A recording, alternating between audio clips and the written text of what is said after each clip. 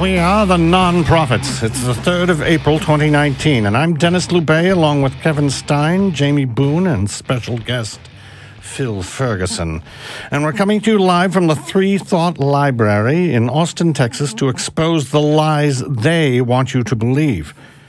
We've all been taught from an early age that this show is sponsored by the Atheist Community of Austin, something which they want you to believe is just a non-profit educational organization for the promotion of positive atheism and the separation of church and state. But if you want to learn the truth, see through the lies, and discover how big the conspiracy really is, you can call their voicemail at 512-220-6561 or visit their website at www.atheist-community.org.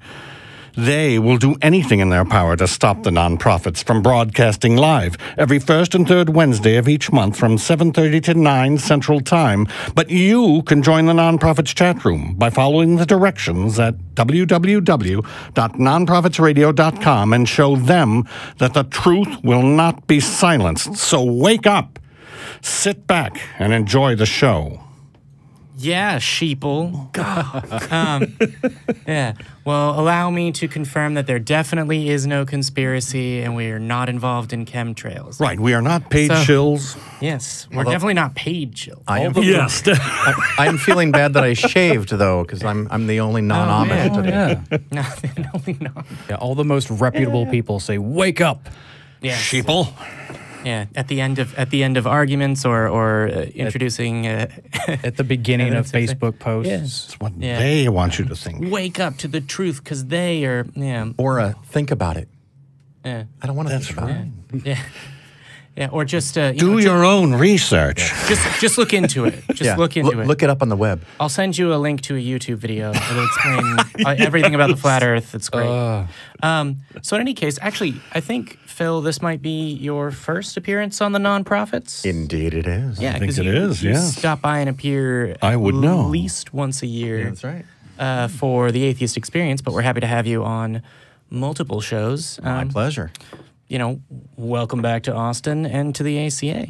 How you doing? I am having a great time. I actually was supposed to come, February, but they canceled all the flights because it was too cold to fly a plane. Oh. It's seriously cold when it's too cold to fly a plane. I think it was minus 50. Yeah, Jeez. Okay. Yeah, for Texans, see that sounds really bad. For 6 I can't even think about what that would be like here. You guys don't even like positive 50. Think of 100 degrees colder than that. What's the wind chill factor on an airplane flying through the air that's minus 50? The whole state would shut down. Yeah. There would be the governor would call a massive statewide prayer meeting in order to lift the wrath of this act of God. They would call a real state of emergency. Well, I was walking around the state capitol and saw all the people with their puffy coats and their fur-lined coats because it was bitterly cold here in Austin today. It was 60. Right. Yeah, I know. Yeah. I was wearing a hoodie in my house. There you go. Yeah. So, I'm not sure how many of our listeners are familiar with your work. Phil, do you want to talk about your show and what you do? Sure. My show is The Phil Ferguson Show because I'm basically a naming savant. I couldn't come up with the name by myself. Actually, a friend of mine did. And, of course, the first time my parents did. Phil Right, I was going to say. I was going to say. Yeah, so both times someone else came up with the name for me. I was struggling with a show name because you can get trapped with the show name. So if you say it's skepticism and then you talk about flat Earth, they think that you've lost your mind. Yeah. So I thought, how can I talk about anything I want all the time? And a friend said, hey, like Rush Limbaugh. And I go, no, don't, no. And they just suggested Phil Ferguson, and there was this silence. And he's like, you don't like the idea? And I go, oh, no. I think I like it too much. So my skepticism, spider senses, whatever, kick in. And whenever I think something's too good or I like it a lot, I try to pause and say, what am I missing? What are the downsides? Is this a con?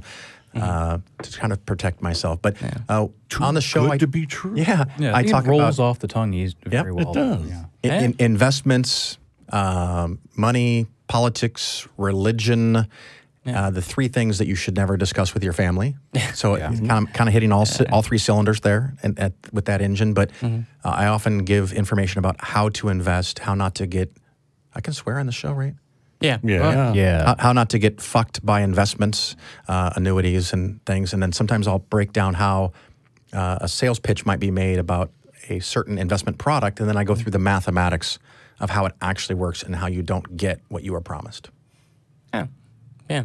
Plus, you can alliterate the hell out of that title. That's right. That's right. And if you want to see the website, it's polarisfinancialplanning.com. That is there to give people the really pathetic assurance that they've done their due diligence. Because sometimes people will call me and say, I was thinking about hiring you, but I had to do my due diligence, and I wanted to go see if you had a website. And oh, look, there it is. It's a website. It's lame as fudge, but there's a website. And, of course, the podcast, The Phil Ferguson Show, is on any and all popular platforms, including iTunes, Spreaker, Stitcher, Blogger, whatever. All right. Blogger? No, that's Reacher, Itcher. Yeah, all those. There's hundreds and hundreds that have the show, and they send me little data. Yeah. And I know I put ads in the show, which I'm still conflicted about, and I get like a couple pennies every time people listen. Well, hey, you know, that's good financial advice. Save every penny you can. That's right. Yeah, but your show is also is an atheist show. It's like 2/3 one and 1/3 the other. Yeah, it varies. It's pretty hard atheist. So often I'll have people on from the secular community. So people that represent the legal attorneys. Attorneys. Okay. Maybe like attorneys from American Atheists, FFRF, people that are putting on a local conference or a regional conference, anyone who's written a book about atheism. But sometimes I had an author on called Gerald Posner, who's actually been nominated for Pulitzer Prizes. He wrote a book about the Vatican Bank. And so we talked for an hour. Cool. So that was mostly that whole show was talking about, he spent 4 years of researching the history of the Vatican Bank and how it really basically is a global money laundering system, allegedly. Right. Allegedly. What? A part of the Catholic Church? If I'm not mistaken, I think the first These are our podcast that I surprise heard faces. you on was Seth Andrews, right? You were talking about Bitcoin? Yeah. I did accidentally. I don't know if you guys want more of the story about the Bitcoin, but I had been thinking about it because a year and a few months ago, someone on my Facebook wall said that I should invest Bitcoins for all of my clients because Polaris Financial Planning, I do investments and help people plan for retirement. And they said that I should put 10% of all my clients' money in Bitcoins. And I thought that sounded ludicrous, but up to then I could just kind of ignore Bitcoin. I knew it existed, but didn't really understand it. And so I started researching Bitcoin on YouTube, which apparently is not the best way to research anything. No way. Please hear the air quotes. Yeah. So I learned about the Rothschilds and a whole bunch of other things, and the flat Earth and the lizard men. And I almost was expecting people that were telling me about Bitcoin to put on aluminum foil hats, but no one did. And I decided that wasn't the best way. So I did more and more research. And right before Christmas, on December 21st, which happened to be 4 days after the peak of Bitcoin, I did a double episode. One episode was over an hour explaining what Bitcoin is and how it works. And then the second episode was over an hour of why it can't work. Not that I'm saying it was overpriced. I flat out said it cannot succeed. It cannot work. And I laid out my rationale and reasons for that. And I got the most hate mail of any show I ever did. And I would get the emails that'd be like, everything you said was wrong. And I was like, I talked for 2.5 hours. Everything was wrong? God damn it, I'm fucking gifted. Every single thing. Every single thing, even your name. Yeah, and I said, I can't respond to everything. Can you tell me one thing that I had wrong? And they would not respond any further. And of course, now in hindsight, I had the luxury of Bitcoin going from 20,000 to 3,000 or 4,000 now. So if you want to top that, you should do a show shit talking Jordan Peterson. Not worth my time. Yeah, I think there would be some overlap. Yeah. I don't know. I mean, well, okay. There's a lot of topics I could really get in trouble. The other one that I often call my Facebook friends is 9/11. So, I I have real heartburn for people that think there's some conspiracy behind the genuine conspiracy, which was people from Saudi Arabia taking down. But when they get into all this weird stuff and thermite, I have zero tolerance for that on my Facebook wall. They carefully made it look exactly like a controlled demolition to hide the fact that it was a controlled demolition. What? Wouldn't it have been easier to... Hydrocarbons don't burn that hot. Yeah, and it's not hot enough to melt steel. No, it's not hot enough to melt steel. It makes it weaker. When you have 50 more stories of steel stacked on top of it, it's not strong enough. But I take that skepticism and apply it to investments and finance and basically tell people ideas of how to invest and how not to get ripped off. And no one else is doing that. Almost every finance show has something to sell. And I guess I do have something to sell me and my business, but all the information is given for free. It's not like, well, if you call me or fill out this card, I'll really tell you the secrets. I actually explain to people how to invest for free on the show. And people say, why do you do that? Because a small percentage of the listeners then do actually call and want to hire me. So I do make money on it. No desire to hide that. But the information is all free. So if you have any interest in investing or how money works or how investments work, you can check out The Phil Ferguson Show. Yeah. All right, yeah. Yeah. Well, that can you help me with my taxes? I haven't done it. I cannot. Well, actually, I can. I can help you with your taxes. Hire a qualified professional. Okay. There you go. That's the top drawer of my help with taxes. Free advice. Yeah. Okay. I remember I was in a conference once and people were asking me investment questions. And someone came up to me in the bar. It was late at night at this conference. And they said, you ever heard the saying, you should never give free advice? And I said, apparently you haven't. Oh, zing! All right, yeah, I'm looking forward to having you on the shows on Sunday, the call-in ones with those. I'm gonna try as long as you fuckers don't get me sick. You got flu going around or something into this place. I already had it. I'm good. Is it back? I thought we were done with that. Well, a certain person that was here on Sunday, I'm not going to say his name, Matt Dillahunty, got sick. Matt. So it's going around. Good fun. I feel like segue into... There are so many people around here who are so pro-vaccine, and yet my dumbass forgot to get vaccinated. That's exactly what I was going to say, is, sidle into vaccines. Although you mentioned conferences. Are you going to be at American Atheist this year? I will be at American Atheist, and thank you. I don't know if you intended for me to segue into this next part, but because of my podcast and some listeners that donated very generously, the Phil Ferguson Show was able to raise $7,500 wow. Right. for the American Atheist organization to give travel grants to students. So cool. The students have to pay I think it's $25 or $50 for the conference admission for the student rate, because I didn't want it to be free, because I didn't want someone to get a free vacation out of it. So you had to at least pay for the student rate. Right. Yeah, but the travel. But if students apply, and it's still doable, it's early April, but you can get comp rooms, you can get money to cover your fuel and driving expenses. And the whole idea, my fantasy is with that $7,500, that maybe an extra 100, maybe 150 students could come to a conference and hear positive reinforcement, know that they're not the weird ones. They're the ones that are thinking rationally and skeptically, because I'm not really getting old, but there's a lot of people who are old, and we need young people, really young people, to be involved. So if 100 or 200 students get to go to this conference that couldn't have afforded it otherwise, I consider that to be one of the best investments I can make. It increases the chances that someone can take up the mantle. That's right. Yes. Yeah. I certainly believe the children are our future. Children. I can't sing, so don't even start. We think me neither. This panel thinks way too much alike. We're going to agree on everything. I'll argue just for fuck's sake. Yeah. Excellent. Oh, by the way, I might swear. You've been warned. You've been warned. You're going to use some of those naughty words? Goddamn mouth. Yeah, so the ACA will be there as well. Talk Heathen and the Atheist Experience will be doing live shows, which is one of the things I was also going to add. Absolutely. And you should apply for those grants, because I didn't know about that, and I'm going to talk to UTSSA. You mean American Atheist in Cincinnati, right? Yes, in Cincinnati. Cincinnati. Sin City? Cincinnati. That one up there in the north and west It's in the country. right across the river from the Creation Museum and the Ark.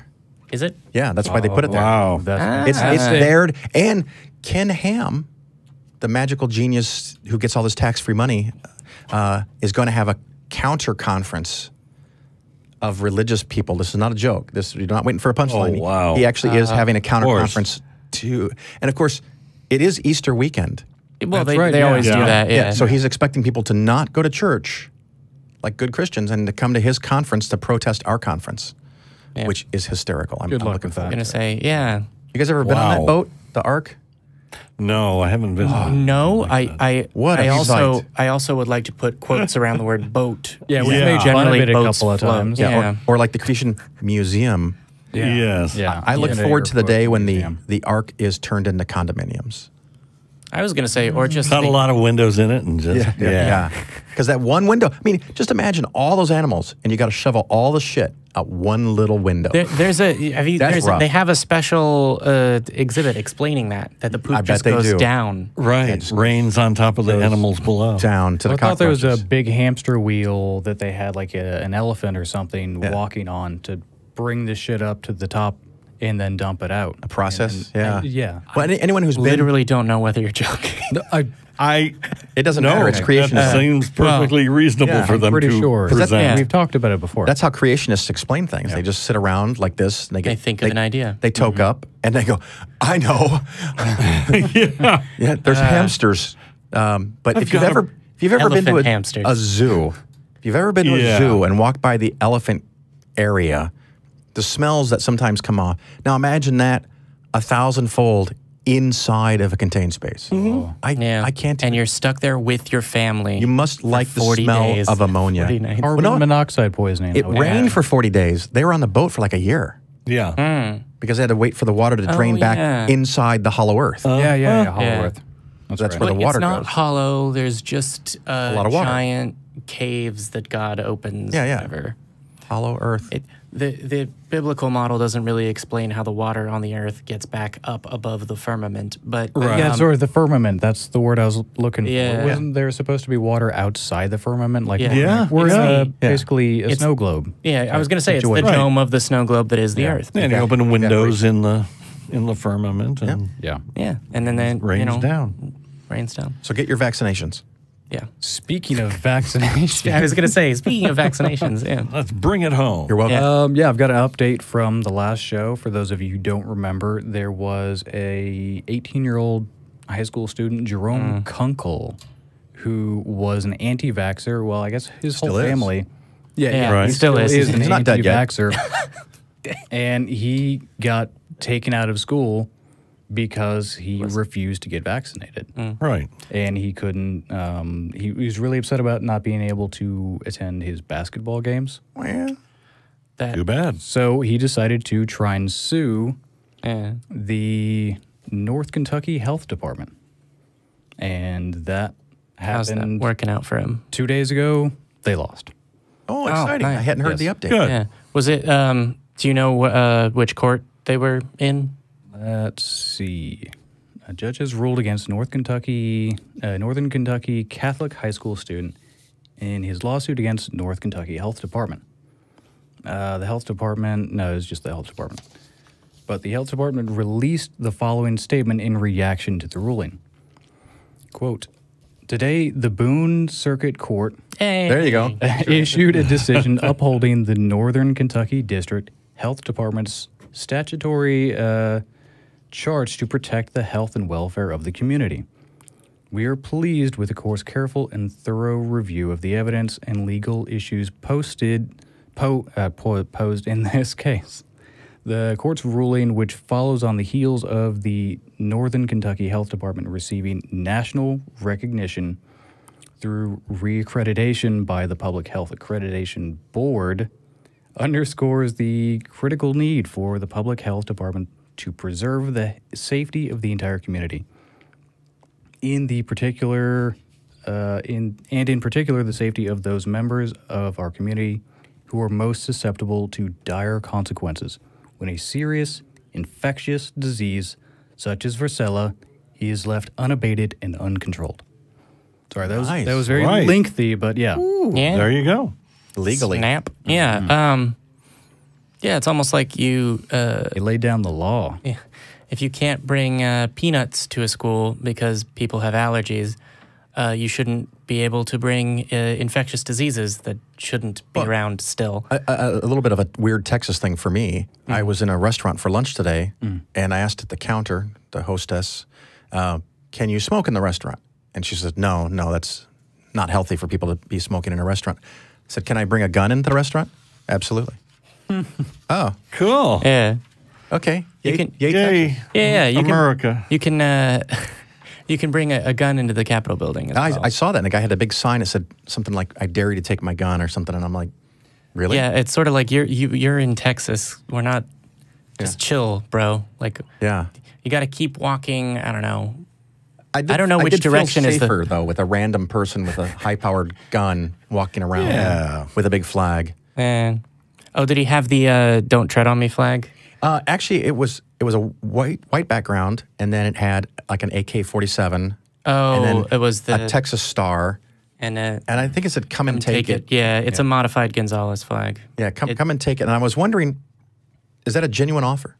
Yeah. Is that a request? Can I have that? I haven't fired in air. And because the gun is on his back, and I was wondering if someone could pull the gun out of the holster, would he be okay with that? Is that what he's asking? He seems to be. I mean, Yeah. Well, so I'm not sure how much Come you and actually take it. want the Yeah, I Texas feel like it's history rhetorical, reference, yeah. but yeah, okay. It's like actually, I took 3 years required Texas history, so I can tell you Wow. about that if you want. I think the listeners would appreciate you skipping that. Texas is one of those few. So Moses was what? I think it's one of those few states that has history class about their own state. Yeah. A lot of other states don't do that. It's the state pride. So it's us. I know Georgia does, and then Washington State apparently. Apparently, they've recognized that their state is the weakest state because you have to say state after the name. Otherwise, people think you're talking about a non-state DC. little patch of... And I did hear that Texas is the only state that has its own independent, separate, unique power grid. Yeah, So and that if it a decides system. to leave the union, Well- it wouldn't have to worry about electricity. I think it would probably have to worry about the military of the United States. But yeah, no, we would have a grid. Excellent. Okay, yeah. That veered. Actually, well done. Boone Court. Yeah. You are welcome. I did not know that I had a court, but I'm glad it's doing I wasn't sure. I was a little iffy on whether or not they were going to Yeah. go either way because Freedom. they were evoking. Oh, it is my religious belief that the vaccine is immoral. Right. And of course, that's a school with like something like 2,000 kids, and 30 or 40 have already gotten sick. Yeah. Yeah, it was 30. It was 32 as of when this whole thing went on. Yeah, it's unconscionable. Yeah. I mean, interestingly, they probably could have gotten some mileage out of arguments that arose defending Roe v. Wade, because among the rights that were included in privacy was the way that you raise your children. But I don't think they're going to do that. Yeah. Next thing you're going to tell me is that a fetus can sue. Well, well, that's next. Prosecutors said that Baby steps. Come on. baby suits. Kunkel's right to practice religion doesn't give him or any of the other students the right to put others at risk. Nice. Right. And I absolutely agree. I mean, Yeah. it's not about you. It's about the people around you. You don't know whether or not the students around you have autoimmune disorders. Yeah. Their high school was across the street from an elementary school. Oh, yeah. Yeah. Yeah. Well, Cool. Not cool. it's not about you and your God. It's about infectious viruses. Spreading like wildfire. Yeah, babies that are too young to have gotten their initial vaccines. The elderly who are sick and feeble and maybe also have a high susceptibility for illness. Something like that is relatively mundane nowadays can be the death knell. Yeah. For a lot of people. Because we have good health generally and have vaccines, people don't know that the flu is deadly. Indeed. It absolutely is. This is definitely part of the general welfare. Yes. I like that. Yeah, it's not as bad That's as a it good used to phrase. be. I think I've read it somewhere. Yeah. Well, because they didn't have vaccines. Did you want to take the next story, Kevin? I'm going to actually pass it on to you, Jamie. All right. Well, Dun, dun. then let's... Pass? Is it? You say pass, and then the next person bids. So let's take a turn for negative news, because I'm talking and that's my role on the show. It's to bring everyone down. Yay. Probably you've heard about this if you're on social media, that there's a Tennessee bill that would allow adoption and foster care agencies to discriminate against same-sex couples because that's what their religion tells them to. Sure. So the group that's pushing for this wants to, quote, bring back God to America. Because evidently they think that... When did he leave? Oh, I was going to say, when did people in the United States stop having religions? I know he's not powerful enough to infiltrate schools. Yep. Right. If you don't let them in. Yeah. It's like vampires. You have to invite them in. Right. Oh, wait. Or all schools have like iron chariots in them or something. Yeah. I don't know. That would be... Yeah, actually, you know what? If there's ever a deliberately secular school founded with donations from a non-believer or whatever, they should have a fountain out front with an iron chariot in it. Absolutely. I like it. Yeah. There you go. Rich atheist person, do that.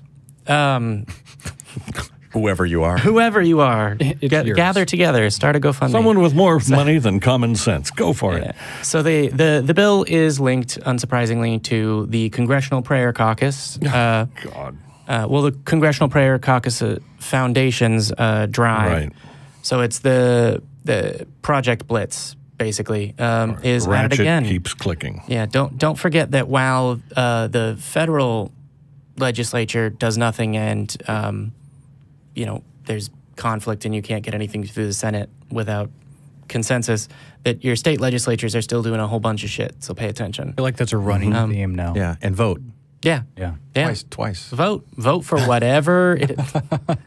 What is it? There was some I'm from candidate. Chicago. What am I going to say? Vote. Don't take legal advice from this podcast. Yeah. Don't the ACA does not. The statements made by Phil Ferguson do not necessarily represent the position. I like it. Not necessarily. Yeah. Well, I'm I'm sure not you'll saying say it's something aliens, but You're welcome for the opening arguments. Just look into it. Yeah. The Opening Arguments is a great podcast. Yeah. You should. But so similar adoption legislation has been passed in Kansas and Oklahoma. It was modeled after Virginia's law. Sorry, I'm reminding myself because these are everywhere. Sure, it's a chore. Look it up. Vote. If you're in Chicago, your dead uncle may not be dead yet. He can vote too, twice or whatever. Email Phil Ferguson. He will tell you how to vote more than once. oh my. So the thing that's sort of nefarious about this and is interesting because I know people that are otherwise moderate Christians but that are sort of like, oh, well, we don't really know about families and raising kids and there should be more research, that kind of excuse, is that it doesn't just apply to adoptions. It's child placing agencies, which encompasses foster care, adoptions, group homes, basically all your CPS stuff, child protective services. Right. Really? Yeah. But foster care is already a bit of a nightmare as it is. Yeah. Yeah. To be clear, I mean the agencies that place those, not necessarily your government. But yeah, I don't know. Yeah, those need more funding and more Oversight. Yeah. oversight, and more options as well. Yeah. And And to not be narrowing the held pool hostage. is So step up, Christians, and adopt. You're so Well- pro-life, adopt. Yeah. That's right. Well, that's one of the things that's interesting is that the evangelical and Christian nationalist push is like, have as many kids as you can so that we can vote. Is a thing that they say at summer camps, not making that up. equivocal. Well, there's that as well. Yeah. I think there's some religious argument for why you should. I think the quiverful is about kind of archaic, making sure that we have more people in our tribe than the next tribe. Indeed. Right. Yeah. Someone did the math, and if you can have 12 kids, and those 12 kids can have 12 kids, and if you have generate 144 kids. yeah, that's gross. That's a lot of diapers. Pretty gross. I was at work and someone was talking about their kid. I'm like, gross. Kids. And call me when they're a full-sized human. Yeah, so the thing that is objectionable to me, as always, is that there's taxpayer dollars that are involved because they're child care agencies are ostensibly contractors for all of this. I don't know. I mean, this is one of those stories where we're informing the audience, but we are all on the same page that this is bad. So Right. Are we? I don't know, Phil, and our resident, Jesus' advocate. Here Yes. we go. Devil's advocate? Yeah. I have nothing good to say about states getting in on this and denying the rights of same-sex couples. It's amazing if there is a parent or two parents that want to make a child's life better. What the fuck is wrong with these people? Right. It's Let pretty 'em. straightforward. Yeah, but what religion are they? That's what really Right. matters. Yeah. And it's whittling away because it's gay parents here, and then if gay parents can't raise a child properly, atheist parents can't raise a child Well, of properly, course. and Right. Muslim Muslim parents and can- Jewish Right. parents, and then Well- Catholic parents, we can't do that. Yeah. I mean, your religion has been used to justify all of those. Exactly. So And we then gotta also, fight it every step. yeah, and then also, are those black parents actually good at raising kids would come up as well. But, Well, apparently the Supreme Court would say that you pointing out that religion is used as a bludgeon is way too aggressive. Yeah. oh, yeah, no, Hater. I don't want to be. Just pointing out the obvious. Yeah. Yeah. Those are called blasphemy laws. Well, we've got the right Supreme Court to invent them. Yay. Oh, wait. Boo. Boo. Boo. Strong emotion of agreement with whatever you said. Yeah, it really is just, yeah. What What can you do? Yeah. I also think that is Resist. bad. Yes. What we need to do, I think, Great. is L.A., New York, maybe Chicago. We create a system where 10% of the people leave those three big cities and redistribute themselves in North Dakota, South Dakota, Wyoming, Colorado, just enough to tip the scales. in And each then one of have those as states. many kids as possible. Yeah. Yeah. Or at least one. That's the problem is we don't have secular zealots that will dedicate their entire lives and efforts. Yeah. Well, this is a disadvantage. Yeah, Well, I- you don't have secular liberals trying to procreate as many kids out in the world as possible to indoctrinate them with lefty ideas. We don't have so people they can having voting turn the tide. machines. Yeah. It would work possibly if North Dakota would start selling chai lattes, but without that, I don't think it's. Ooh, I love You're it. never getting it. Yeah. It's not Right around gonna Christmas work. time. Yeah. So that's like And the only time that I pumpkin spice latte. But does your chai latte cup say Jesus on it? Because otherwise, religious oppression. I love to go to a Make it at coffee shop, and home. when they ask your name, I say Beelzebub. Just What? and like I can't read that out loud. And I go, "You're gonna," because that's my coffee order. Beelzebub, I was gonna say, can I get Satan, please? the Lucifer. That's the light bringer. What the hell? It's nothing wrong with that. My Lord Lucifer. El Satan, actually. Statan. Yeah. Yeah. Is it Staton? I thought it was Satan. I don't know. There's a vegan dish that is called seitan. That makes perfect sense to Yeah. me. Because I think El Satan is just the opposer, the opposition, the thing that you're supposed to overcome. And vegan food definitely feels like that anytime I have to eat it. Do we want to move on? Yeah, we do. It's just the last thing I was going to say is they have Project Blitz and they're well funded and well organized. And if it goes unopposed without the Right. equal and opposite force of organization and lobbying, then we will have a ethno-nationalist, ethno-religious theocracy on our hands. So doom.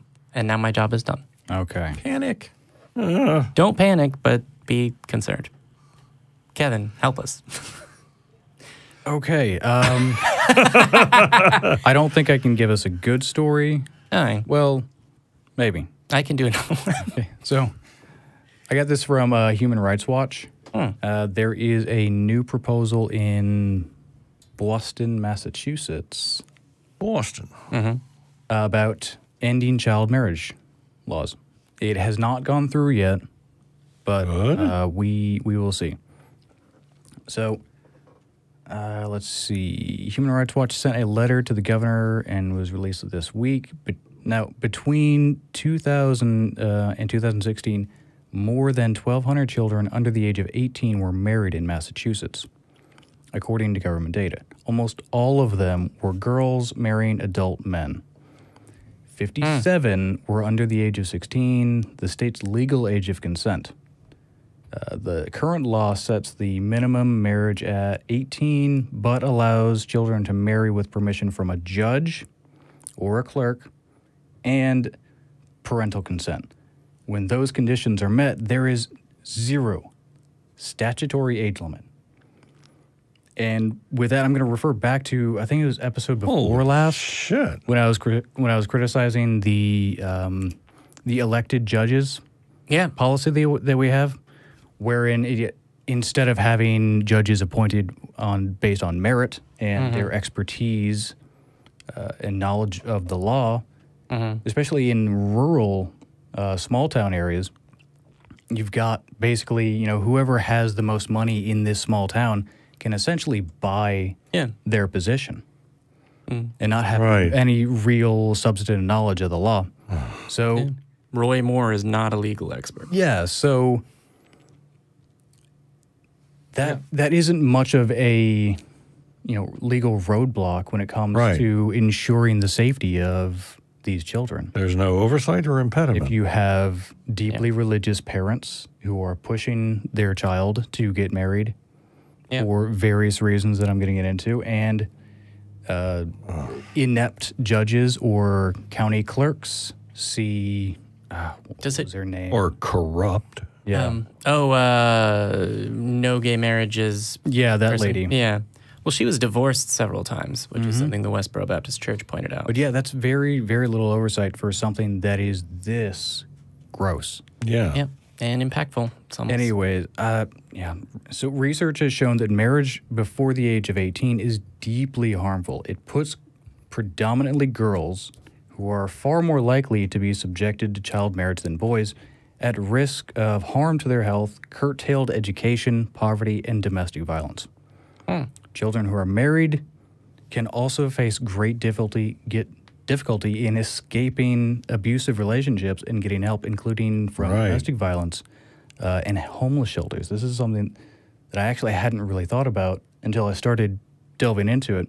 Some children marry because their parents force or coerce them, and in those cases, parental consent requirements basically amount to no protection at all. Yeah. Right. I was going to say, is this like an elaborate ruse of like finding the parents that will marry off their children for whatever reason, and then CPS shows up and it's like, all right, well, clearly you don't have the best interests of this child at heart, would be the only way that this story could spin to something better. But I'm assuming it's not that. Yeah. Children subjected to child marriage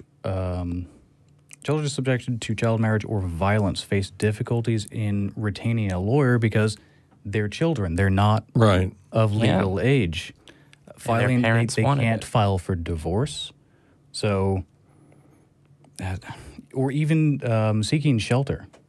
Yeah, they can't defend themselves. Yeah, it says that Massachusetts law limits how long children can stay in homeless shelters without parental consent, and several domestic violence shelters told Human Rights Watch that they do not admit children at all unless accompanied by a guardian. I'm just trying to think what's worse, your parents consenting to you being homeless or not consenting to you being homeless? Yeah. This is not That's child a really trafficking. difficult question, actually. Because there's in Salt Lake City, it's been years since I looked at the statistic, but at the time it was 40% of the homeless population was LGBTQ youth or teenagers. And And I'm just imagining what it would be like if they were then also, there wasn't parental consent for them to go to a shelter. It's sort of, if you're going to kick someone out of the house, like I'm literally contemplating your rhetorical point now. Yeah, I would imagine that, you know, if you're an adult male who has married an underage girl, I'm going to go ahead and say that just on its face, that is an abusive relationship. Yeah. And agreed. It is likely to be much more physical abusive than just, you know, definitionally like as it is. Yes, it's horribly unbalanced. I can't imagine. God. Well, women are there to serve men, so what's the problem? I mean, yeah, you know, you try and run away from home, which in an abusive relationship is statistically very low to build up that kind of courage, especially when you're a young girl with no resources. It's a low percentage. I would assume that would be adults. an even lower percentage. Yeah. And then you either get turned away because you're not old enough to enter, you know, a facility that is meant to give you shelter and protect you, or you get turned back over to your abusive husband or your parents. What, maybe 2-3 days later? And it's also probably you don't have a network of friends. Yep. Likely not. Yeah. I would imagine that in that situation, it sounds like you're on your own. So, but as I said, Massachusetts is putting this proposal forward right now. Good. We don't know which way it's going to go. I am hopeful, but keep your fingers crossed. God. Yeah. But if you recall last year, right around the same time, early March, in Kentucky and Tennessee, almost identical bills were shot down because of the evangelical community. And I'm going to refer to a Salon article from March 11th. At least 9,247 minors were married in the United States in the year 2010 alone. This isn't a situation of teenagers marrying other teenagers, as a lot of people will try and put that spin. Right. According to... Yes. Sorry, I'm also sort of like, oh, really? Okay, so if it was two 15-year-olds, then yes, definitely, they should go get married and live off on their own because they know how to... Yeah. That's fine. I'm just... Well, it's funny because I don't know about each state's rule, but dating or having sex outside of marriage in that case would probably be statutory rape. But as soon as you get married, then it's cool. Actually, yeah, that is a legal loophole that is taken full advantage of in this case. And I'm actually well, how long do you have to stay married? Can you be married for like a night? You pick up a 15-year-old and you just have a one-night marriage and you have sex and then you get divorced? It's funny that you say that because that's a loophole that... Islam. Yeah. Actually, that's... Quickie marriage. Okay, so if you marry a child bride usually is the case, and she's, let's just say 16 for the sake of not going to such a gross age. 16 is still pretty damn young. Yeah, just for an adult child man. bride. Yeah, child bride. Not for Kanye.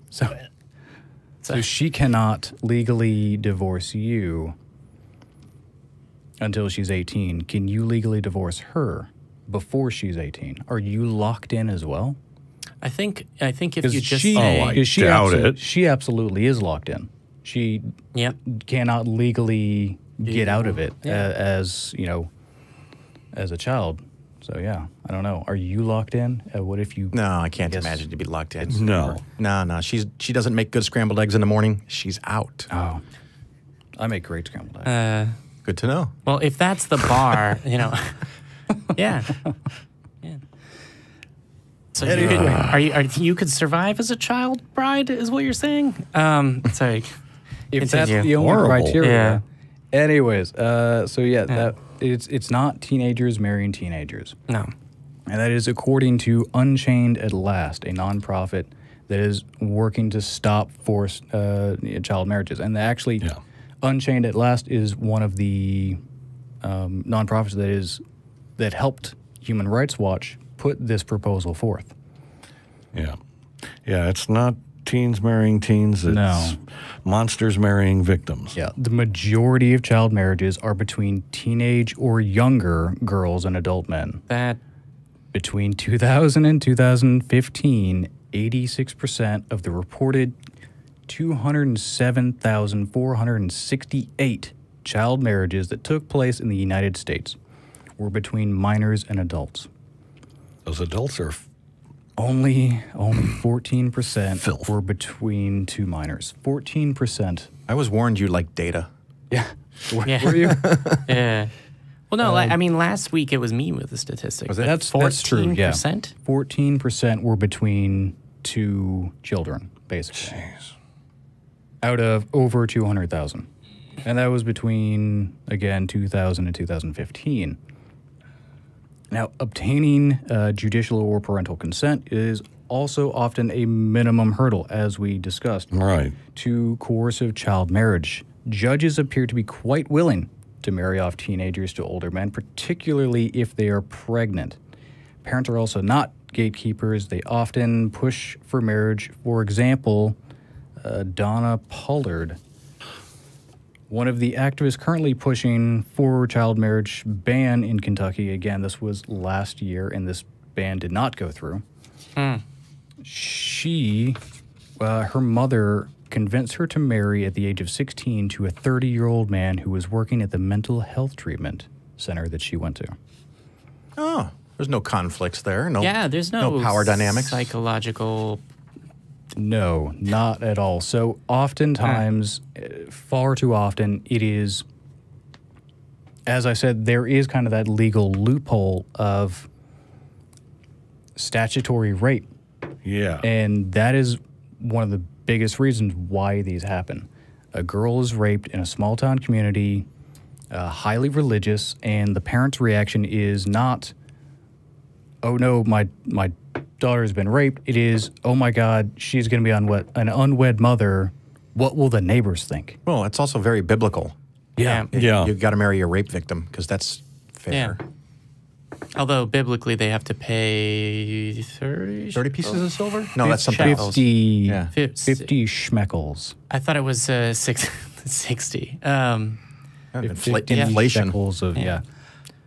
Remind me again why people. Yeah, so, I mean, I'm trying to keep my principles intact, but these people make it really hard. yeah, people ask, oh, why can't you just live and let live? Why can't Yeah. you just let people It's- believe what they want to believe? It's not hurting anyone. Why do is. you have to attack religion the way that you do? Shit Yeah. like this, that's why. Yeah. Sexual slavery? Yeah. Yeah. And I would tell you, it doesn't take a whole lot of Googling to find dozens of these stories for the Oh, show. yeah. Yeah. Yeah. I mean, it just took me a minute or two to find a couple of things. Yeah. And Yeah, it was prominent evangelical lobbying groups Yeah. and prominent evangelical figures who shot down Yeah. They're both monsters. the Kentucky and the Tennessee bills last year, and they cited that the problem that they had with it was that the ban took away parental authority. You know those parents that are basically selling their pregnant daughters off to their rapist? Right. Yeah, it was saying that, you can't do that anymore because there Actually, has to be aren't some they- reasonable checks and balances. aren't they then selling off two kids because they have Oh. the- Yeah, the- they're selling off their grandkid as well. Yeah. the fetus is a human, so they're getting it's a 2-for-1. It's like a BOGO, buy one get one free. Jesus. I wonder if that. These shit stains presume to lecture us on morality. Yeah, put a pin in that. It's gonna come back. Yeah, I will say what's interesting about this is that the evangelical lobby does not represent a majority of American citizens. It's a minority. It's a well-organized minority, and they have more say in your government than you because you're not organized. Yeah. Yeah, They're and fucking loud. They're a powerful group. Yeah, Even hopefully though They're motivated and have money. even though they make a minority, and they're even within Christians, they have a minority view. Yeah, it's even though their numbers are about the same size as people that do not affiliate with a religion, and the majority of Americans do not hold Christian nationalist views. Actually, if you're done, this transition is perfectly. Actually, I wanted to do it because I just wanted to give like a, for instance, just imagine if you take away the homophobia aspect that is certainly deep within this culture. Imagine, you were molested as a child and your parents said, okay, well, we gotta keep up appearances within the community. You now have to get married to the man who molested you. Can you imagine that? That's psychological torture. I can imagine it, but they can't. In a world that is actually happening right now. And it happens essentially every day in this fucking country. Yeah. And we have Christians to thank for it. There's too many people who cannot put themselves in another person's shoes for even a microsecond. A small segment of the evangelical population but as a good friend of mine who's a Christian would say, is misrepresenting Christianity. Yeah. So stand up and correctly represent Christianity. Or stop posting on my Facebook wall. And Massachusetts, if you don't agree with this, then shout louder. Please, Massachusetts, approve this bill. Yeah. So for fuck's sake. Yeah. Just in case you live in Massachusetts and want to call some people, but yeah. Okay. Or your state can be labeled as pro-sexual slavery. Cool. We'll just do that. Yeah. That's how we'll frame it. Dennis is firing up the label maker right now. That's What's wrong? Kentucky and Tennessee. Brother. Yeah. Pro-sexual slavery. That's okay. So, with that being said, let's move to other bad news with state legislative. Yeah. I was going to say, you're going to bring us back up because that was bad. No, there's no way to be bring clear, us the up. response to this bad situation is the potential for good things. That's true. I mean, I did do our it audience hope. I did do it in essentially the wrong order, but Oh, no, you're fine. I must temper that hope with the knowledge that if you don't do something, everything will be doom forever. All right. Because I don't know how motivating people to do things works, apparently. So I've got a couple of stories about opening prayers in state legislatures. The Pennsylvania one was making the rounds on social media because there was a good video of it, and it is for someone that's not familiar with people that pray that way. It was very shocking to hear, Jesus, forgive us, and all of these things for, every other sentence. I'm not sure whether you guys saw all this. I saw it, yeah. It's the State Representative Stephanie Borwicks. Hopefully I didn't mispronounce that. it says Jesus the way you say What? She says Jesus the way you say Jesus? Jesus. Huh. Just a lot. Just a lot. A lot. Yeah. Oh, you just mean frequency. Instead of you say Jesus. Yeah. Yes. He was just insulting you, that's all. So, Jesus. well, bring it. All right. We're going to be in the same building after the show, so we'll see. I don't know. All right, Keith. We'll play. We'll I don't know. We'll have a Pog showdown. But Jesus. yeah, we'll have a Cheez-It fight. But so the thing that's particularly worrying about this, and that has been a talking point to start introducing people to the idea that Christian nationalism is a problem here, is that this was basically prompted by, or at least seems to be prompted by, the fact that It was. it was prompted by the Pennsylvania state legislature swearing in the first female Muslim representative, who invited, I think, just over 30 people, friends and family, to visit and see this historic moment when she was going to be sworn in. I think 20-something of her guests, I forget the exact numbers, were Muslim, and the opening portion was, let's see, God forgive us, Jesus, we've lost sight of you, we've forgotten you. God, in our country, I can't do the impression as well as I should be able to, because I do a Texas accent and I can't do Pennsylvania, and we're asking you to forgive us. And the second book of Chronicles implores Right. God's followers to turn from their wicked ways. Jesus. Yeah. And So forgive us for electing this Muslim woman and turn us away from the wickedness that she represents. And let's get back to child fucking. That Yeah. she and her constituents Yeah. represent. yes, it's also, then she's like, yes, but we're on the right track because Trump unequivocally supports Israel, which is interesting because it's the messianic part of Yeah, it is weird Christianity. because, the Christian right, or just the, I'll be Nationalists. nice and call them, Christian white nationalists, alt-right, whatever the hell they want to be called, Christian neo-Nazis. nationalists, Yeah. Yeah, a pretty strong contingent of the right is super anti-Semitic, and yet they are so supportive of Israel because the Messianic, prophecy. they want to bring about the apocalypse. Right. Yeah. They're pro-apocalypse. Yeah. They're not pro-Israel, they're Well, pro-apocalypse. I always thought that the word for the Christian apocalypse, second coming, was Armageddon. Is that not where that comes from? Pro-Armageddon. Yeah. What I mean, that thing. They're pro-mass Yeah. murder. They're really not pro-Israel, they're pro-Armageddon. They're pro-kill everyone. I feel like it is disingenuous the way that they kind of mask what they're really in favor of. Anyways, Yeah. So to be clear, it was blatantly and as Christian a prayer as I think the general public will have ever heard.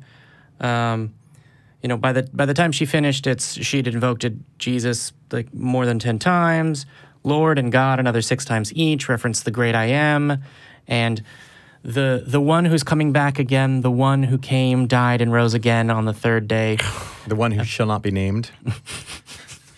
No, the opposite, the one who shall be named, because I believe this is the ending. It's certainly in the middle of the prayer, which is, quote, I claim all these things in the powerful, mighty name of Jesus, the one who, at the name of Jesus, every knee will bow and every tongue will confess Jesus, that you are Lord in Jesus' name. Jesus. Good. Amen.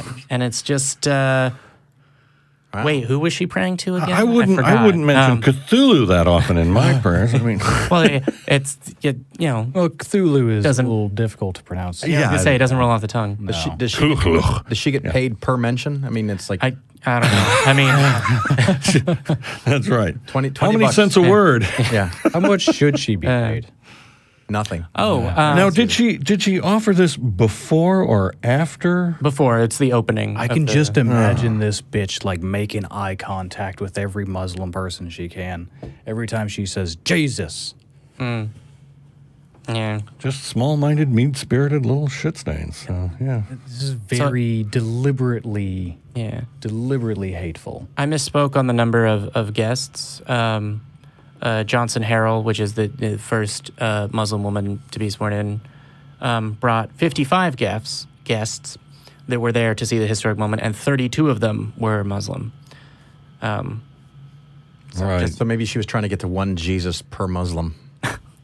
Yeah. Gotta have a one-to-one ratio. Wouldn't be Well, surprised. what's interesting is she spoke for 100 seconds, but it is the most. I don't know. Maybe there's a competition to how much Jesus you can get in, because It's like in Super Trooper is when he tries to say meow now, yeah, times as possible. and reshoot that scene, but dub over Jesus. Like a sound clip of Jesus from Representative. I forgot her face already.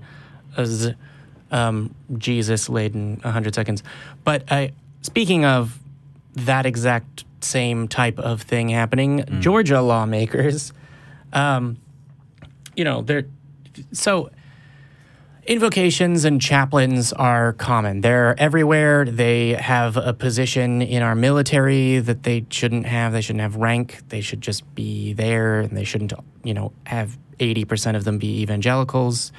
But there's, the paid position for the federal Congress of a person and staff that make over $100,000 a year of your tax money to arrange prayers and invocations.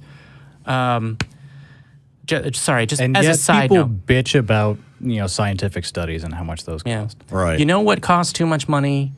PBS and Sesame Street. We should reduce that. Yeah. Special Olympics. Oh God, yeah. The National Endowment for the Arts. Yeah, we don't need all that. We don't stupid. The only art I need is Jesus. We need more proof. To be clear, though, there's a question about an invocation given in the Georgia House because I forget the name of the House chaplain Doyle Kelly gave a 10-minute prayer.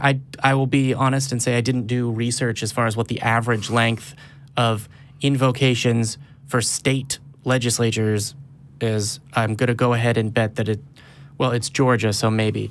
But 10-minute prayer? That sounds like a filibuster. Prayer / sermon, basically. Yeah, but it's proselytization. He said that. So there's a question because he veered off into very explicit things. And I'm sort of used to this because the rule is, okay, as long as you can let anyone that asks give an invocation, that's fine. But there's there's relevant Supreme Court precedent, which is interesting. So he veers off towards the end of his 10-minute thing, saying, Jesus thing. The command is there. Do all in the name of Jesus Christ. People always ask me, why are there so many lost people in the state of Georgia? And then he talks about, the statistics came out that there's 70% of people in the state of Georgia that are lost. 70%. There are over 10 million people in the state of Georgia. That means there are 7 million people lost. Now you want to hear it in Baptist terms. I mean, I thought we already were, but 7 million people that are lost, are dying, and on their way to hell. That's what that means. Say define lost. Yeah. It's actually not clear what survey or statistics he's referring to, or if there are specific ones. There was a poll about abortion that found that 70% of people had views on abortion that were not in line with Baptist teaching or something like that.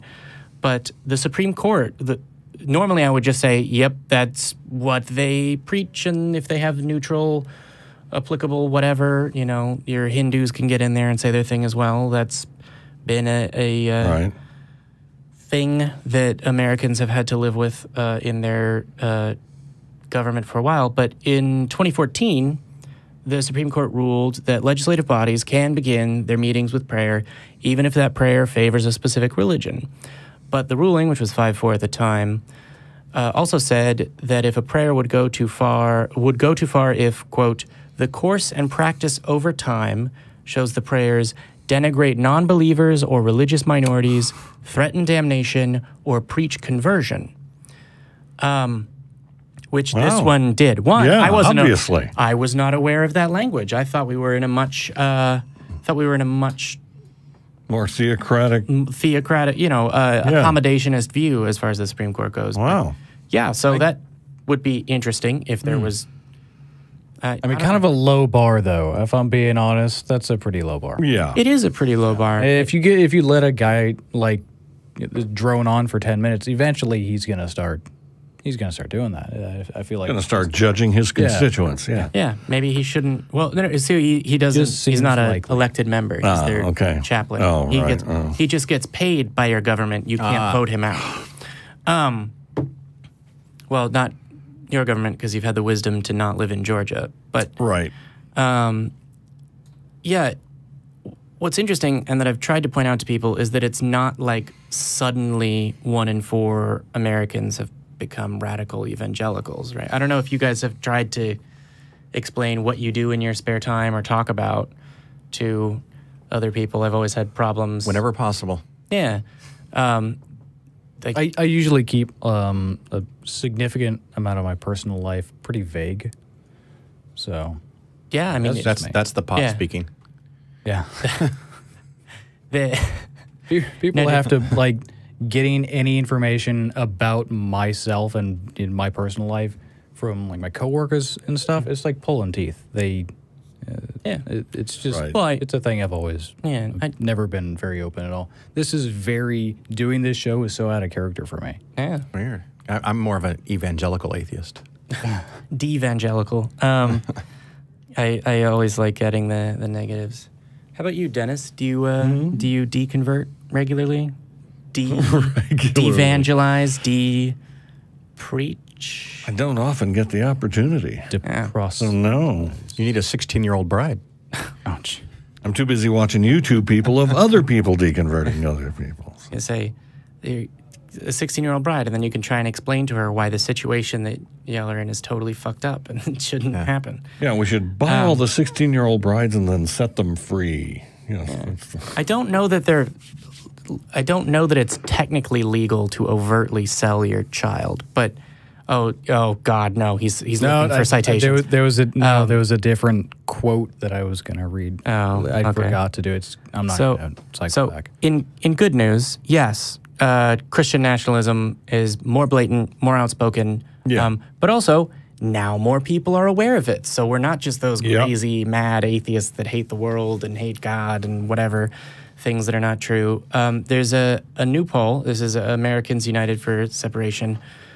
Shows that nearly half of all voters in America believe that Christian nationalism is a threat to the nation.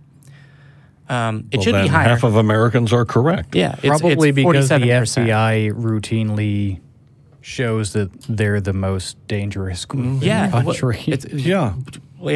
I mean that includes all white nationalists, and this particular brand is that. Put it in language they can understand. By their fruits you shall know them. Yes. So it was conducted. There's a partisan split, as you might imagine. Three guesses which way that went. Yeah, I might imagine. Yeah, you might imagine. I don't know. It's an interesting and pretty good imagination and dangerous time in American life politically. Yeah, to circle back to what you were saying about it being more out in the open. These ideas reminds me of when Trump first got elected, and Richard Spencer had that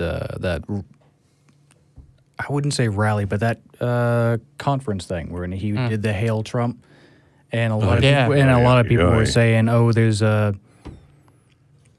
of a sudden there are more white nationalists and more racists suddenly popping up." Like, no, they were always there. They just feel more comfortable being out in the open. Yeah, and I am fine with that. I want to know if you're a garbage person. Yeah, go ahead and expose what shitty beliefs you have. That way I can, I think the same thing of a Confederate flag. If I blow a tire or run out of gas, I know which house to not go to. Thank you for putting out that public announcement. Yeah, just go ahead and wear your crappy beliefs on your sleeve. Please, by all means, wear your MAGA hat so I can know that you're an asshole. Yeah, I mean, I have nothing to add. But the reason that I am continuing on this vein is not just because I'm long-winded, but also because there's more to say, which is that Americans are becoming more politically aware, politically active. They know that something is there. 20% of registered voters said that the religiously based nationalism was a, quote, critical threat, and 27% said it was important but not critical. An important but not critical threat. So 27% of the population doesn't know the full scope of the danger. Right. And so the thing to point out is that after 2016, there was a lot of, whoa, what happened? How could this possibly happen? The people that will show up and vote religiously voted religiously and got a religious candidate, basically. The thing that is interesting is that they did the study calculating what predictors there were for how you voted in the 2016 election and what correlated with that. And your thoughts on immigration and immigrants and minorities were a relatively good predictor, but the best predictor of, if this is your view, then it is most likely that you voted for our current president in 2016. The best predictor was adherence to Christian nationalism. That's what we have now. That's why the entire cabinet almost the entire cabinet is full of Christian nationalists. I feel like I'm just de-preaching at this point. Yeah. But He got 80% of the evangelical vote, and that's why he caters so heavily to them. They're the only people that will not abandon him. yeah, he got a higher portion of the evangelical vote than George Bush, who's like an actually devout, yes, it saved me from drinking person. Yeah. Yeah. Well, But, we know their character now. yeah. But even 35% of Republicans polled said that it was a threat Wow. as well. So, I mean, registered Democrats polled higher. A majority, 63% said it's a threat. But I don't know. Do you guys think about where our nation is going and whether we're doomed? Probably not as much as I do. Yes, on a regular basis. Yeah, okay. Yeah. We're doomed. It's pretty much every morning. Yeah. It's hard to be even moderately informed and not be concerned. Yeah. Yeah.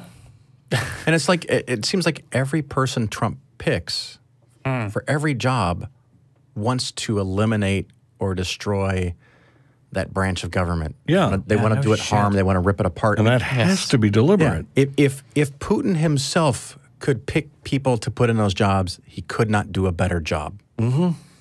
Because every single person that gets picked, like the head of the EPA, wants to allow mercury and lead in your water. Yeah, and he tried to sue the EPA over a dozen times. The head of education wants to destroy it and funnel the money away from handicapped kids to private Christian institutions. Mm-hmm. Every single case of course, people in Texas, we're here in Texas, your former governor, Rick Perry, is in charge of the department that he wanted to abolish and didn't even know that it was responsible for handling the nuclear weapons.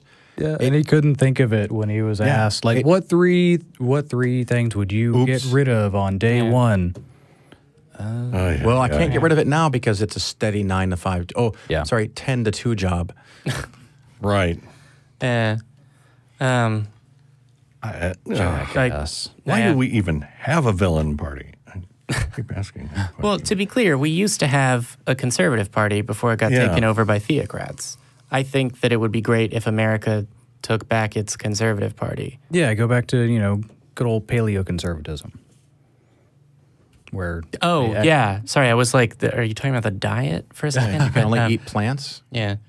Remember when conservative just meant you didn't want to spend too much money? Yeah, the only thing worse than a tax and spend liberal is a no tax and spend Republican. Or no tax and no tax. I said it right. Yeah, you did. Yeah, there you go. Yeah, you did. Yeah. So, Kevin, I'm not sure whether your next story blends with that, but actually, I think you've got that's something. right. You got something. Well, I was going to throw in a little Yes. nugget of good news. Yeah, bring it. I'm from Chicago area in Illinois, and in Chicago, they just elected a new mayor for Chicago, Lori Lightfoot, and she won overwhelmingly. It was 74% of the vote. Wow. So this was not close. And the nice thing, of course, here is that she is the first African-American woman to be mayor of Chicago, and she's the first gay person to be mayor of Chicago. So I see that as, Chicago is one of these cities. I like it because it's not the South. It's not right. Although Austin doesn't count. Austin is not part of Texas in my book, except for the courthouse. Was there a misogynistic, homophobic invocation at her swearing in? Not that I'm aware of, but I don't even know if she's been sworn in yet. Okay. But, that's a nice step in the right direction. So we are getting some wins, and of course, those stories aren't always as fun to talk about, but we get wins, and so I just want to make sure that we got that in there. That's something nice. If you put an effort in, you do get results out.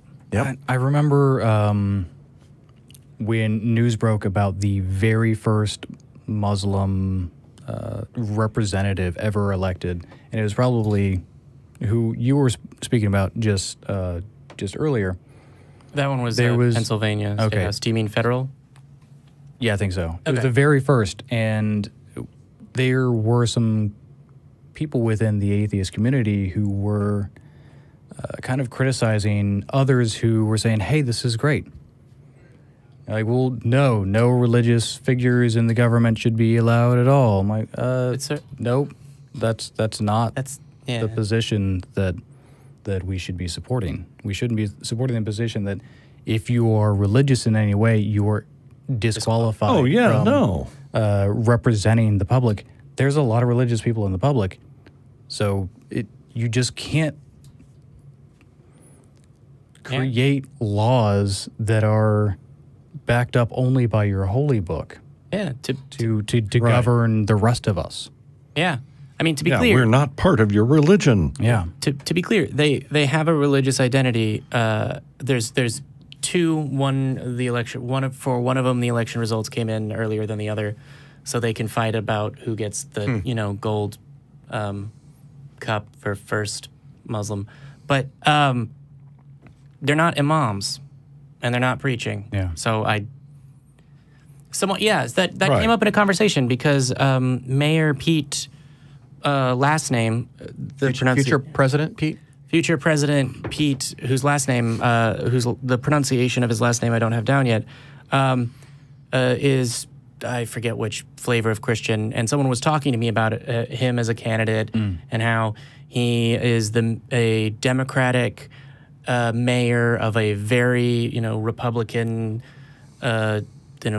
conservative-leaning place, and they are all big fans of Mayor Pete and this.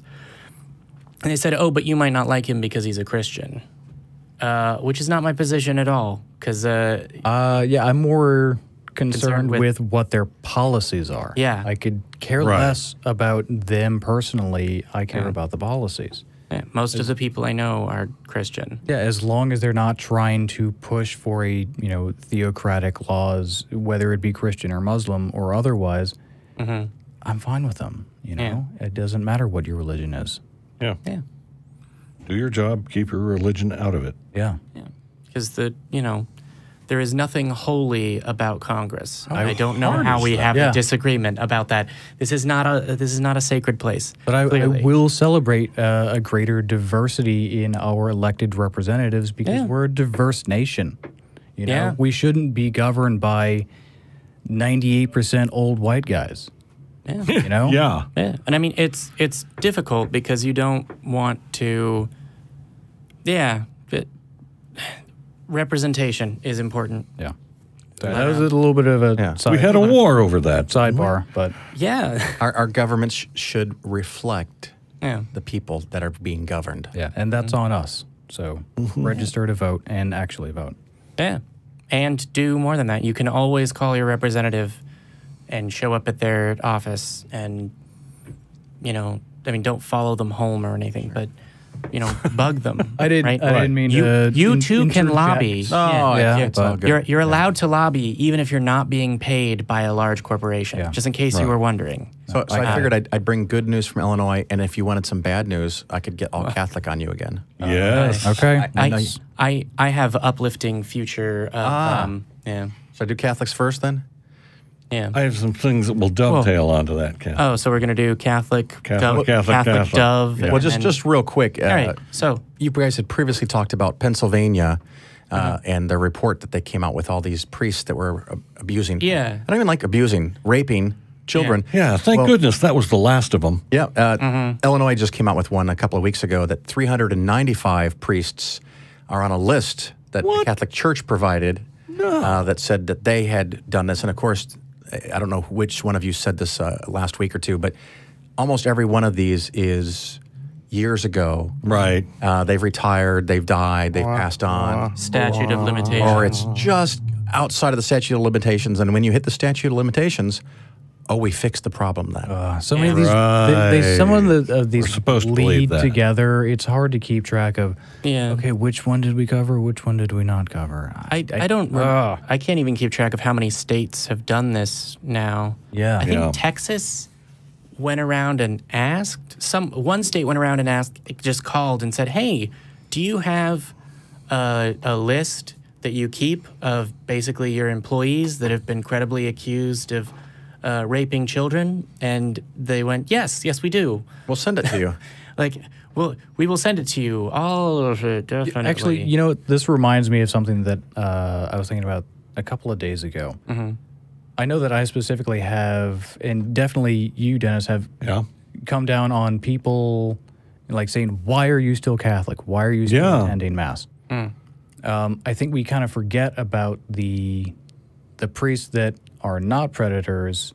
Why are they still priests? Right. Because it's not like the attendees who are just attending and maybe not giving cultural Catholic. Not giving money. These priests that are not predators, they're actually, I'm gonna say, good people. Right. They are still They're working for the organization. They're complicit. They are complicit to a higher degree than just your average church attendee, and they're actually being paid by this criminal organization. Yeah, it's almost like they haven't thought about how this is for them really a choice between serving the church that they're a member of or serving the God that they believe in. Because I think if they thought about that, then we might see a different result as far as the zero that have come forward.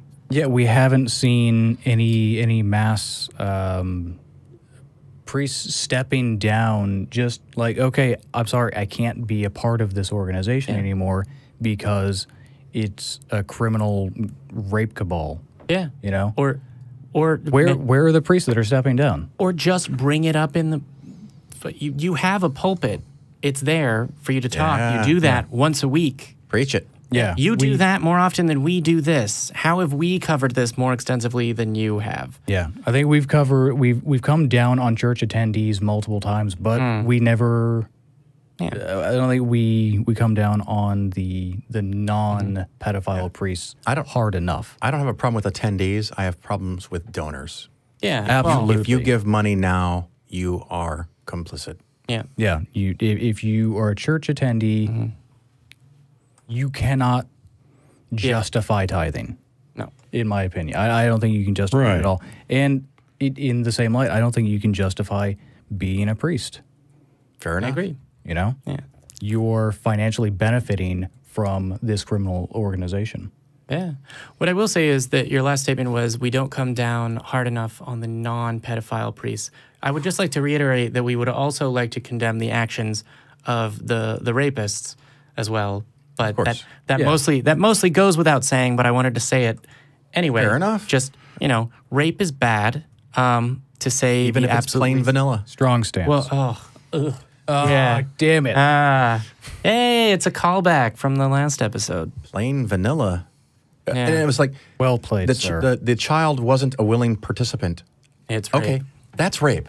Yeah. Oh, but it wasn't. It didn't have sprinkles and chocolate sauce, so it was just plain vanilla. Yeah, I don't give it. There was no leather involved. It doesn't. Yeah. I bought her from her parents. I think you're just trying to see how far you can push us now. Yeah. I don't want to bring up Timmy the little gimp boy. All right. Go that far. I almost did a spit take. Yeah. Oh God. Oh boy, we're gonna get some emails on that. If you'd like to send us email, nonprofits. This might not be the best time to give up email. No. I mean, hey, we do not get enough mail. We don't hear from you enough. So send us some hate mail at least. Yeah, put nonprofits in the subject line. It'll be easier to find. Yeah. Because all the ACA mail goes all to the TV same. ad. And I dare somebody to email it to Timmy the Gimp Boy. You're gonna get mail now. Yeah, and I'll be gone. I'll forward it. Thanks for that. Yeah, I was gonna say, we may set up a filter for that. Yeah. So, Kevin, you have one last story, I think. Yeah, sure. So, let's see if this is from Hemet Meta. Christian activists may block funding for Arizona info hotline over abortion referrals. If you live in Arizona, dialing the number 211 transfers you to a human who can help you in a time of crisis. The operators will let you know what resources are available, whether you need help paying bills, finding clothes, shelter, medical care, or refer you to a rehab center in the case of addiction. It's a really, really great, valuable service that functions on a shoestring budget. as far as like, federal state programs go, of only $300,000. And there are only 3 operators. Service an entire state. Yes. Wow. 24 hours a day. Yeah. And a Christian lobby group known as Center for Arizona Policy is threatening to get in the way of a funding bill that would appropriate $1.5 million to the program. I hate how generic the fucking names are for this. The National Policy Institute is the institute that Richard Spencer founded to send white papers to our government about how white people should be the only people to enter. I just think people should found things that are equally innocuous but one word off. Well, then if you're donating to something, the Bladensburg or Bladensburg Peace Cross. Yeah. Oh. You did an episode on that. Indeed, I did. Recently. They had a very Orwellian name. Yeah. What was it again? It's the Peace Cross. No. The people that were advocating for it to stay up. I don't remember. For the Ministry of Peace. That's gonna bug me. Anyways, wait, sorry, continue. Christian lobbying group. They're threatening to get in the way of the funding bill because out of the nearly 1 million phone calls to the area to Arizona's 211 received last year, a mere 3 of them were questions about abortion. I need pearls to clutch. And the operator directed them appropriately. What? They got information over the phone instead of on the internet? Those damned facts. Yeah. And actually, that is 0.0003% of all the calls. Right. Were in regards to, I'm in a time of crisis. I likely, am not going to be able to take care of this baby. I can probably barely feed myself. I'm living paycheck to paycheck. What am I going to do? Yeah. And also, I probably don't even have access to the internet because I'm calling a fucking hotline. Yeah. Yeah. Yeah. And they're all up in arms about that. That is some industrial grade snowflaking. It just reminds me of when they'll have Christian preachers that will say, we shouldn't have publicly available health care. When people can get health care from the government, they don't turn to the church to pray. Yep. And just like when kids get an HPV vaccination, they have more sex. So we don't want the vaccination. Yeah. Oh, yeah. Yeah, we want kids to die if they have Full sex. circle. Yeah. And because abortion is available, I'll do it on a whim. That's right. It'll be fun. I'm gonna get an abortion every day on to celebrate my birthday every single year, just because I can. Gosh, I am a guy. I wish I could have one. Yeah. It's not fair that women get to have an abortion. Jeez. Maybe they can work that out for you. So unfair. All I have are condoms. God, these people. Sorry. The argument that they're giving is, quote, long-standing public policy in Arizona promotes life. That policy prohibits any taxpayer funding of abortion. That's the argument that they have. That's not fun. Okay. They're claiming that referring people to the proper facility that could possibly help them is essentially providing abortion. Right. It is presenting your options is providing abortion. Hey, you could go, and actually, we don't have a recording of that conversation. We don't know that they didn't say, hey, you could go to this Planned Parenthood that is at this location, or you could also go to this other location. We don't have that recording. Yeah. Do they know how many of the referrals were related to religious organizations? Because it's also not legal for the government to fund religious organizations. Maybe they should be shut down for mentioning the name of any church or religion. I like that. Yeah. Oh, yeah? Yeah. Except, except that removes the service. Yeah. People need information. Access to information, especially when they are in a time of crisis. This is a needed thing, and it absolutely does need to be expanded. Yes, but it's got to adhere to our arbitrary religious rules. 3 people can't field 1 million calls a year. That's ridiculous. Yeah. I'm also, how many people live in Arizona? More than 1 million. I don't know. 10 million? I mean, a million calls is like 10% of the population is calling. I'm assuming some people are calling more often than others? I guess. Some of these public services, call-in services, they do get a lot of elderly callers who are people who are, they're lonely. Yeah. You know, and they will call a place because they know... Being lonely sucks. They know that someone is having to answer and having to talk to them. So, I mean, that does happen. Well, they also call for information. Yeah, there is waste, but... Not all old people are sad, Kevin. God. I'm just saying that's a very real... Yeah. God, that's a very real They thing. could even be calling from landlines.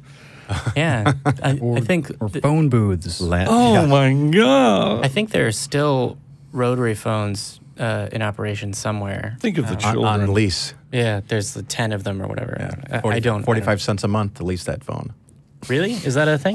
It was. I'm sure somewhere somebody's still paying a lease payment on their phone. So their argument is garbage, and this Christian group and the woman that heads it, I can't pronounce her name, is particularly influential in Arizona.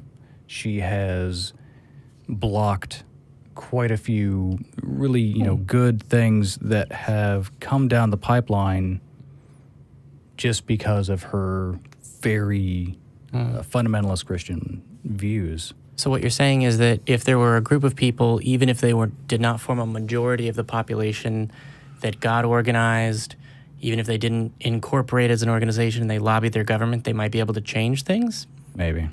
So she is why we can't have nice things. She is why Arizona cannot have nice a nicer thing. Yeah.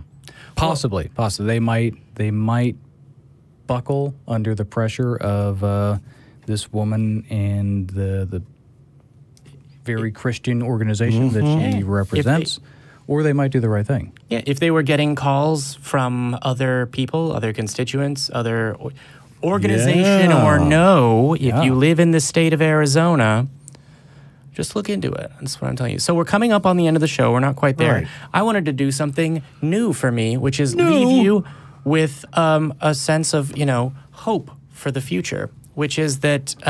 You'll have to give me a lobotomy for that. That is new for you. Yeah, it is. So just thinking about the context of what has happened in America in the last 20 years. 10 years ago, the question of, would there be a presidential candidate that would say that same-sex marriage is okay and that's a right that everyone should have? No, of course not. No political party, none of them.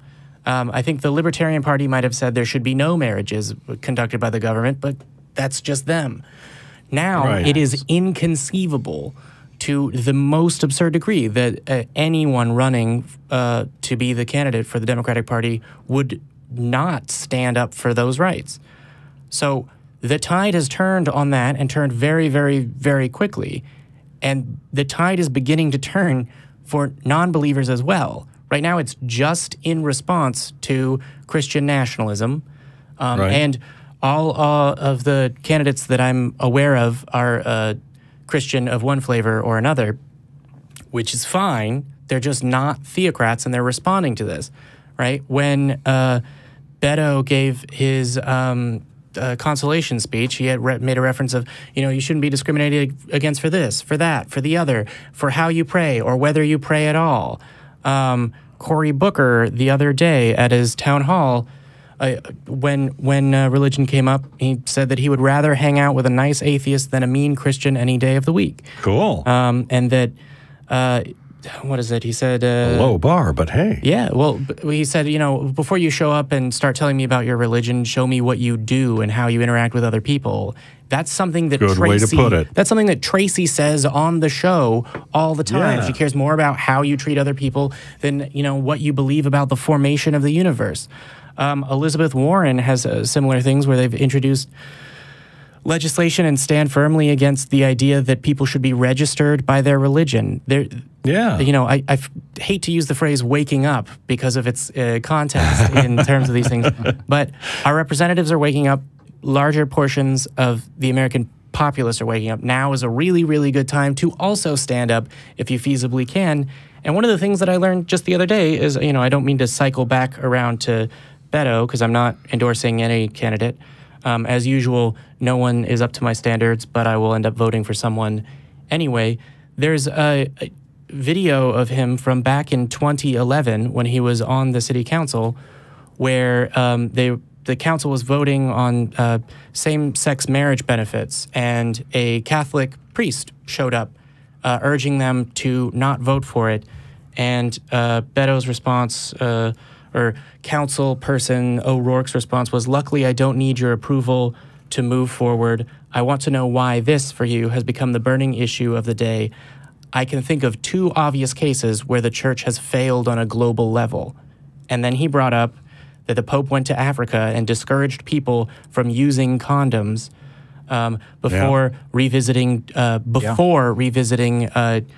child abuse allegations. People are aware. Priorities. Yeah, your representatives need to know that those are things that you care about, so they will say it. After the Supreme Court ruling in Obergefell, which recognized same-sex marriage, politicians left and right were able to stand up and say, yeah, no, I think that that's good, because they knew that the American public wanted to hear that from them. Members of our national Congress that were members of the Republican Party stood up and said that, and they didn't change their view, and they didn't become persuaded that year. That was something that they sort of wasn't an issue for them, or they thought that the whole time, but they couldn't say it because you didn't tell them they could. Tell them that they can. Right. And, you know, the world will be a better place. All right. Cool. Yeah. I like speeches. Yeah. So. With that, Yeah. actually, I think I'd like to plug. Sorry. Phil one We more have time, Phil, because yes. we did that at He's- the start of the show, but maybe some people were a little late. That and he's Phil. You should Yeah, get yeah. 2 plugs at least. Yeah, you can listen to my podcast, The Phil Ferguson Show. Talks about politics, money, and religion, the 3 things you should not discuss with your family, on all good podcast players. So just search The Phil Ferguson Show. And, of course, my website for my business is PolarisFinancialPlanning.com. You can check that out. And thank you all so much for letting me sit in and join Yeah. you. Oh, who gets that? Oh, that's you. That's me? I mean, that affects your... This does? Yeah. Phil Ferguson. All right. I got to take it away. No. The Phil Ferguson yeah. Show. Yeah. Show. Did you say the name of your website again? Or I did PolarisFinancialPlanning.com, Yeah. but it's really sad and pathetic. Well, Yeah. he's not a web designer. He's also just he's not some Nor do I random give a shit about the website. podcaster that we found. He's longtime friend of the ACA, friend of the show, friend of a indeed. lot of us here. Well, he's a good guy. the funny thing, I was on Atheist Alliance International Board for several years. I was on the Secular Student Alliance Board for 4 years. Nice.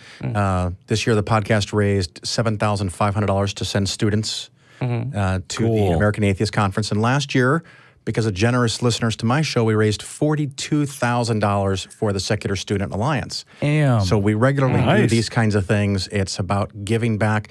Not everybody has some money to give, so they get the show for free. But I do trend towards a little bit older audience and a little bit more wealthy audience, because if you have no money, You're not doing financial planning. investment topics aren't always Right. as sexy. But if you have some money to invest, it's good to know how to do it. And those are the same people that can give money.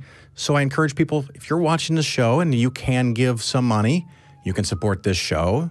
You can support any one of the national secular organizations or your local group or the Secular Student Alliance. You don't have to give 10%. My business actually does tithe 10% of the company's revenue. That's from the gross, not the net. So I'm not playing a movie game. But it's really important to give back. If you have some funds, please donate somewhere. Right. Yeah.